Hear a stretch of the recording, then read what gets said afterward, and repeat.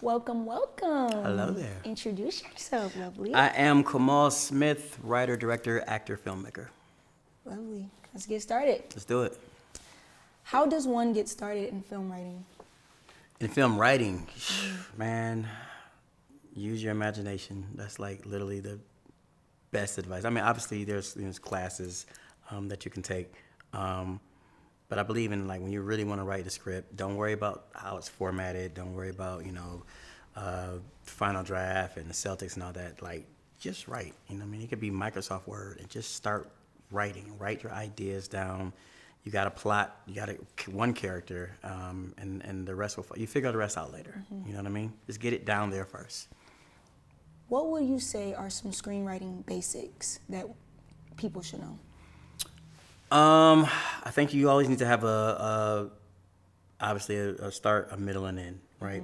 And people take that for granted. But you really, if you have that fundamental, you know what I mean? Like I don't know the particulars, right? But if I know I want Kamal to start off riding the bus, and then I want him in the middle somehow to be riding a horse, but at the end of the day, I want him driving off in the Benz. That's your start, middle, and end. You know what I mean? And then you can develop through that, right? Then the characters will build and the plot will build and everything around that. You know what I mean? Yeah. What are things that writers should not do when they write their first film? Overthink. I think a lot of times writer's block comes when you're trying to overthink, right? You're trying to edit while you're writing, right? Just keep going, just finish. Then you can come back and maneuver, right? But when you're trying to write and then at the same time, oh, well, maybe I should make the shoes red, and some of that stuff doesn't even matter, you know what I mean? Don't overthink it. Just get it down there, right? And then, again, the rest will follow. Cool. How do you brainstorm script ideas? I'm different, so I'm so unorthodox. Like what I'm about to say, please don't look at it as like this is the way to go. But if you're asking Kamal how does he do it, the first thing I do is I think of the ending, right? So I'm a person, I like to write toward the end. If I know, the end of the movie is, and then the bad guy gets away with a good girl, at least I know what I'm writing to. Right, so when I'm brainstorming ideas, it's easier for me to brainstorm and like, okay, so how does the bad guy get the girl at the end? How does the bad guy get the girl at the end? And I promise you, it's just like the Matrix for me. Like literally, the screen becomes green, and I just start seeing things, and I just start brainstorming names. I mean, I brainstorm, plots, different plots. You know, I never have just one plot. Yeah. I always want to have at least two, but sometimes three, because you never just know which way. I want to have something to back up to in case the first one doesn't go the way I want to go. If that makes any sense. So unorthodox. Good gosh. Do you have any specific or particular writing techniques that you go by? Or no? No. And that's just like, God, when I look back, you make me look like I'm a horrible writer. I don't, man. It's all the films that I've written, again, outside of, starting with the finish first, you know what I mean? So I'm not going to write anything until I have those three basic components, right? Which is, again, sometimes it's taken for granted for the beginning, the middle, and the end. But if I know what the ending is and I know how to get there, I'm usually good to go. You know what I mean? Once I start rolling along. But I will say this. Titles get sometimes overlooked, I feel like a title can kind of motivate you. A title can sometimes, it can push you, you know what I mean? Because it's kind of driving the horse in the sense like, what is this title? And sometimes, it could be for the complete reason. But sometimes the titles can trick you, you know what I mean? But it can, for me, it motivates me to understand, I wanted to make sure that it's sticking to the premise of the title in some way or another. So, yeah. Cool. Does your character need goals? Does my character need goals within the script? Yeah. I think every character has a goal, no matter if it's to rob a bank, if it's to get the girl, if it's to, become the the teacher, whatever it is, there's a goal that, I think every character is trying to achieve. So I definitely would say a character needs. That's a good question. Would you say that's very important for characters to have goals? Yes. Yeah. Because it gives you as a writer, input in your brain to make sure that this character reaches his goal, right? So again, if it's to win Big Mama's house in the lottery, that's the goal, right? So now how does this character get to the goal? You know what I mean? So it's almost like getting to the end. What's the prize? Yeah. How important is a plot twist to the story? I think it just depends on, every story doesn't need a plot twist, right? But I won't say it's not important. I think sometimes plot twists can be too much. You know what I mean? Sometimes, but sometimes a good plot twist is very important if it's necessary, if that makes any sense. You know what I mean? But I don't feel you need to come in as a writer and as a new writer think like, oh, I got to have a plot twist. You don't. Yeah, sometimes it doesn't have to be a plot twist at the end. Sometimes it could really just be the basic, this guy is going to rob this bank, and that's it. It doesn't have to be the bank teller. It turns out to be the ex-baby mama. Like, why? It's not necessary. You know what I mean? Just rob the bank, dude. Do you feel like too many plot twists or trying to overdo a plot twist will make a story bad? Horrible. Yes. Like, you don't have to have 6 plot twists in a movie. You know what I mean? And I'm not going to put a number on it, but, definitely, to stay in the 2 range, But too many, and this is what people don't understand why. You have too many plot twists, then some might take away from the other, right? And then sometimes it just gets complex. It's like, wait, what's going on? Yeah. I've seen that literally in audiences or heard like, okay, wait, I thought she was the... Wait, so now people are just confused because you want to add, oh, now I'm really going to kill him with this one. No, just stay with this one. You know what I mean? So, yes, definitely too many guys is not the way to go. What is your genre and why? My favorite genre? Your favorite and your best. My best. Good at. As a writer, all right, so my favorite to be a fan of is crime thriller. My favorite to write that I think I got really down packed, I think would be comedy. You know what I mean? I've had a lot of success with that. So if I had to pick one, I mean, I've written quite a few now. So I would actually say maybe comedy and drama are 1A, 1B. But, I've started writing scripts before film. I was writing them for theater. So in that whole run, I was doing romantic comedies. So if I had to pick one, it would probably be comedy, romantic comedies. How important is it to write for your fan base? Or market, I should say. Yeah, I got it. What I think is more important is that you understand that your fan base is going to be a fan of you and not necessarily what you write, right? So that's to say, if I've had 5 movies, let's just say 3 successful romantic comedies, right? I can't be afraid to say, well, I better just stick to this. You know what I mean? Because then you're just putting yourself in a box. I think if you really have a fan base, they're gonna love what you do regardless of what you put out. So don't be afraid to jump outside the box. Does that make any sense? Yeah. Writing a series versus a movie, what are the differences, similarities, likes, don't likes, favorites? A series is definitely more challenging, but in the ways of, obviously with a series there's way more characters that you have to account for, which means there's way more stories, which means there's way more backstories, right? So essentially, a series is longer in every way, right? The similarities I think are, it's the same basics, right? You have your plot, you have it's just broken up in a series, right? So if the synopsis of a movie is whatever the drug game, right? It's going to be that in a series too, but in a series this is broken down in so many other ways through so many other characters, right? So that makes it extremely more tedious as a writer to write. The storylines in a series have to, it could be just one nice storyline for a film versus 7 different storylines for 7 different characters, all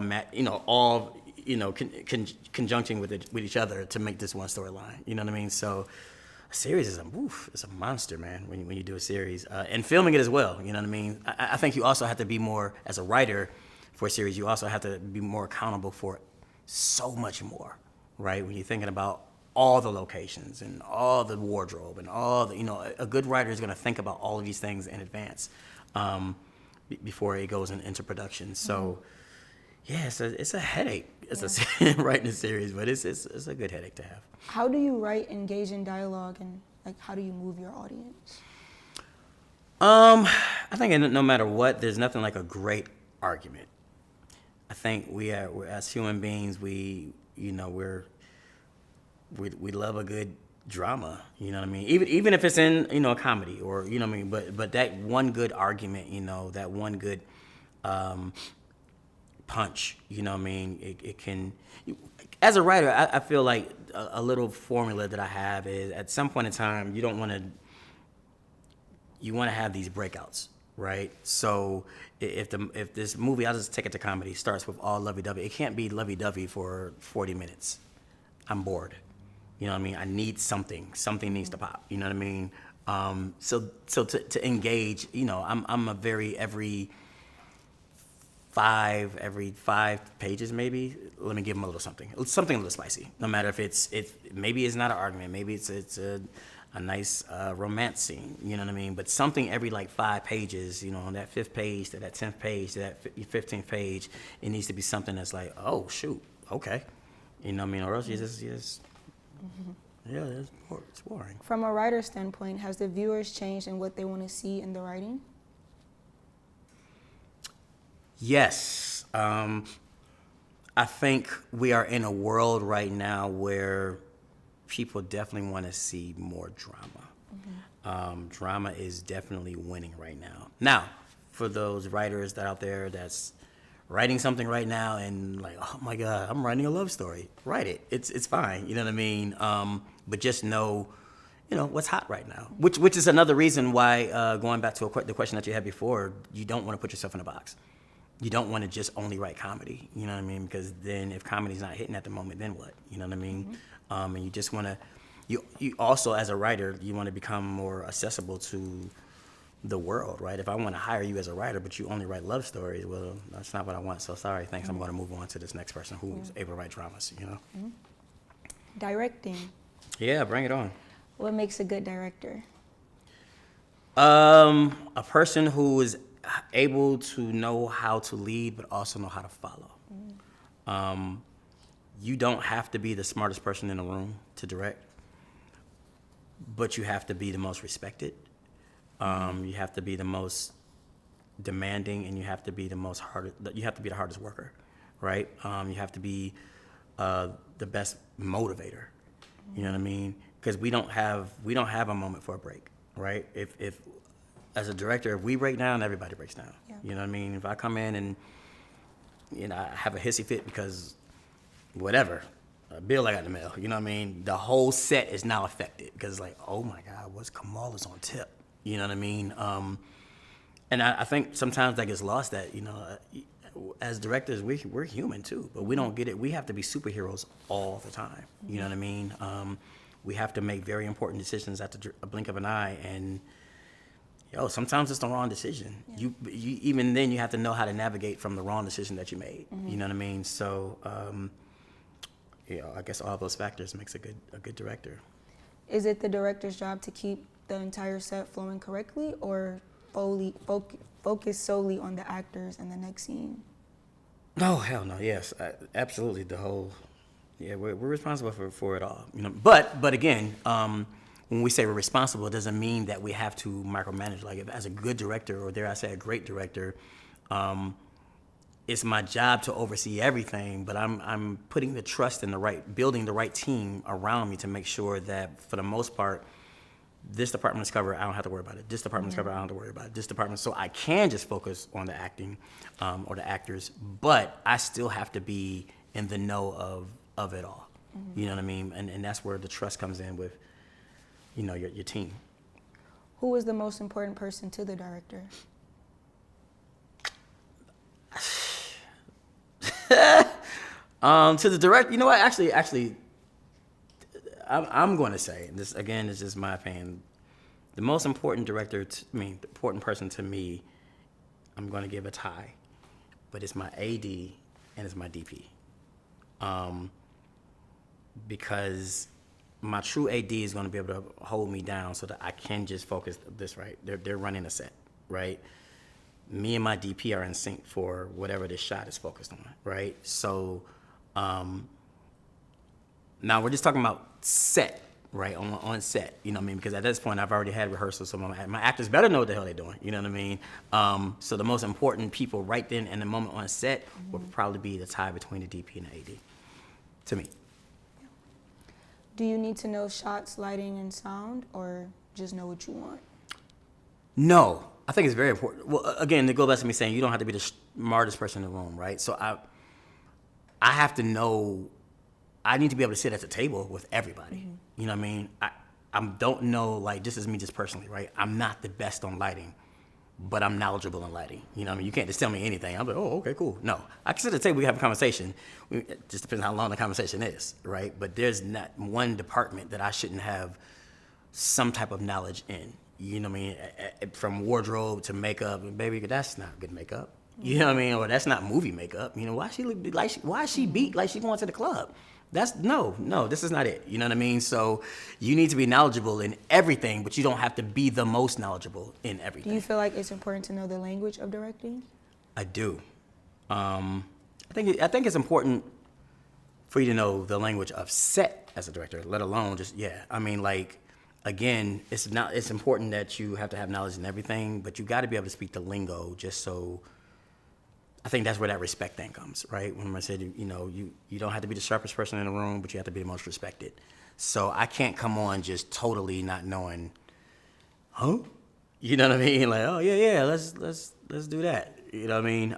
There's some avenues, and this goes back to your very first about making a good director. You got to know the language. You know what I mean? But now these are for the young people they're like, hey, so what's the language? Hey, take advantage right now when you're watching this to learn the language, right?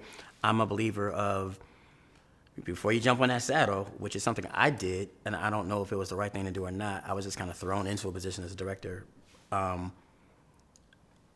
You had to learn quick, man. You know what I mean? And it becomes a for real, like, fake it till you make it type of situation. You know what I mean? And not knowing certain things, and, you know, some things can move real fast, and at the end of the day, everybody's looking at you. So if you don't know it, I guess to answer your question, do you have to know it? No. You don't have to know it coming on set, but should you know it? Yes, absolutely. So if you don't know it real fast. Get to learn it, yeah. How do you direct actors? So I am a director's actor, right? This is like when people in sports, they say player's coach, right? As an actor, myself, I'm able to connect with. So I'm very engaging. I'm very hands-on-y. I'm a very to the point where, you know, I've been asked a couple of times for people out of state to do virtual classes. I can't, because I'm so hands-on. You know, I'm right in the mix. You know, I want you to understand this is how I want you to say it. All right, but when you say it, get this type of blocking. You know what I mean? And I'm a big balance. You know, I always say I'm a balance between fun and passionate, right? So it's like, we're making films. Of course, it should be fun, right? But also, I'm very passionate. This is an art to me. I don't just do this for a hustle, right? This is literally my life. I breathe this stuff. So I'm also very passionate. So, all right, don't cross that line too. You know what I mean? But most people, I mean, they know, you know, hey, when Kamal is, all right, he's not playing around anymore. Let's straighten up. How do you deal with difficult actors? I've never. Let me not lie. I've never encountered the most difficult for me. When you think difficult, it wasn't in a diva way. The difficult was just they were new and I could see it in their eyes that like, oh my God, like lights are on now. People are, you know what I mean? Like deer in the headlights. So in that case, and I know the person, I'm not gonna put them out there like that. But in that particular moment, I just pulled them to the side. I told them to breathe, you know what I mean? And just reminded them the only thing that's different from rehearsal to now is the lights, the camera, and the wardrobe. That's it. That's it. You know what I mean? So, you know, it's just about, I think, instilling confidence in them and understanding I didn't make the wrong choice in picking you. Yeah. You know what I mean? Just relax. You know what I mean? And I'm in that moment, that particular moment, in that example, it's very challenging when you're dealing with all these heavyweights, you know what I mean? Like, or, you know, so in theory, these weren't the people, but if you had like a coach, you know, and they scene partner that you're doing it with, you know what I mean? And you know, a Dez or, you know, a Murder. And like, then it's just like, this is my first time, you know what I mean? It's just like, you just got to calm them down and remember you were chosen for a reason. And I have the utmost faith in you, and go. What movie changed your life as a director? Oh God, Loud Pack, because I had no idea what the hell I was doing. None. And this is what I'm talking about. Like, you better learn that this is real talk. I had no clue what I was doing, but I told the producers I don't know what I'm doing. You know what I mean? Like, bro, I've done stage plays. Like, I can write the script, and they're like, yeah. I mean, I took it on. I wanted to do it, but it's like once you get there, it's like, okay, we're here now. You know what I mean? Because it's like, yo, Kamal, what you want to do is this. What do you want to do with it? You know, it's like, you know, so that changed. It literally changed. And I will not forget, we shot that in you probably don't even remember this, but we shot that in the middle of 2011, and that was when we had not a heat stroke, but a heat wave that summer. And I said, why in God's clear name are we filming a movie in this heat? So it was just moments like that you know you think about, you remember, and you learn from, and you grow. How do you get started in directing in the independent film market? I think the best way is you get on sets, you observe. The first thing I would do is shadow. Ask, hey man, can I shadow you? You know what I mean? There's plenty of people who are just like, oh, I'm a director, but they learn real quick. Like that's not an easy task. You know what I mean? If you want to be good at it, dare I say great at it, take your time with it. You know what I mean? Shadow as many people as you can. The one thing we'll say about our film community, we are such a welcoming committee. We are a welcoming community that just, hey, yeah, come on. You know what I mean? But really, really sit and learn. You know, I don't know that if wherever you are and watching this, if there's courses, take classes. I didn't grow up in that, right? I'm a true believer in you learn, hands-on experience is the best learner, it's the best teacher, right? But I wouldn't just be like, I'm gonna direct this movie just off the cuff. I would want to shadow Kamal, I want to shadow Coach, I want to shadow Dennis. I want to shadow these people first and learn, then maybe move up to AD and then move to, you know what I mean, director. That would be the if I did it all over again, so that I didn't have a Loud Pack experience, I would do that. You know what I mean? Never taken away from my experiences. I don't regret anything I went through because it made me the director that I am now. But if I can stop you from bumping your head, yeah, man, sit on some sets, sit back and learn, and get and look. This is what I really want to say. Look in the dang monitor, guys, when you're shadowing. Look in the monitor. There's so many times I've seen people direct like this. And the monitor right here, like they looking at the scene like this. Like, look, this is what the shot looks like. You know what I mean? So stay in that monitor, man. But yeah, definitely shadow and learn.